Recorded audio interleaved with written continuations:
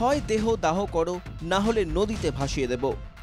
পাঁশকুড়ায় কিশোরের দেহ নিয়ে অভিযুক্ত সিভিক ভলান্টিয়ারের বাড়ির সামনে বিক্ষোভ দেখানোর সময় এমনটাই নাকি বলেছিল পুলিশ। বিস্ফোরক অভিযোগ মৃত কিশোরের মায়ের।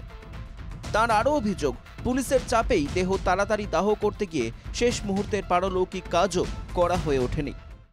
পুলিশ বলেছিল যে সন্তানকে এখানে বেশিক্ষণ রাখা যাবে না, নিয়ে চলে যাও, নাহলে আমরা সন্তান নিয়ে নদীর জলে ভাসিয়ে দেবো, নাহলে মর্গে নিয়ে চলে যাবো। এমনকি মৃতের পরিবারের পাশে দাঁড়াতে গেলেই গ্রেফতার করা হচ্ছে। স্থানীয়দের অভিযোগে প্রশ্নের মুখে পুলিশের ভূমিকা। দুধের শিশু একটা মারা গিয়েছে, তো আমার হাজব্যান্ড আর আমার শ্বশুর মশাই ওনারা দেখতে গিয়েছিল। ওটা কি অপরাধের ছিল? তো দেখতে যাওয়ার জন্য যদি অনেক পুলিশ এসে বাড়িতে গালাগালি করে, লাথালাথি করে, 100-150 পুলিশ বাড়িতে এখানে ভর্তি ছিল। আমার স্ত্রী এই মারা যে গেছে দেখতে আসছিল, তো সে দাঁড়িয়ে ছিল, তাকে ধরে নিয়ে গেছে। আমরা কোনো পার্টি ফাটি কিছুই করিনি। আমরা বৈষ্ণব ঘরে, আমি পূজা পদ্ধতি করি, মানে আমি অসুস্থ মানুষ, আমার স্ত্রীও অসুস্থ মানুষ, 58 বছর বয়স এবং প্রেশার 350, এরকম ধরে নিয়ে গেছে।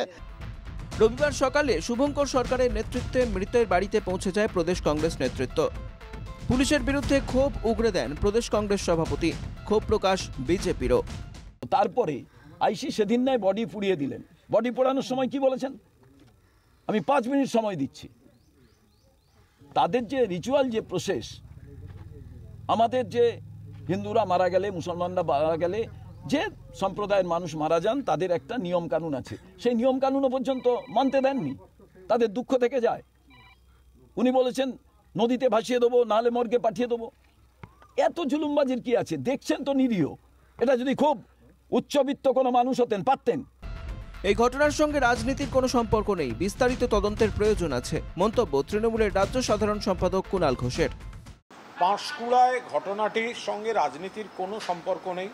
পাঁশকুড়ার শিশুর যে মৃত্যু, আত্মহত্যা বলে প্রাথমিকভাবে জানা গেছে, সেটা অত্যন্ত মর্মান্তিক। সেটা আমরা বারবার বলছি, এটা একটা সামাজিক ঘটনা।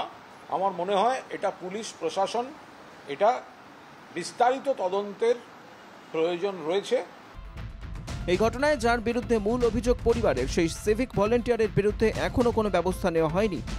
কংগ্রেসের প্রতিনিধি দলের আশ্বাসে পরিবারের থানায় অভিযোগ জানানোর পর কি ব্যবস্থা নেবে পুলিশ, সেটাই দেখার।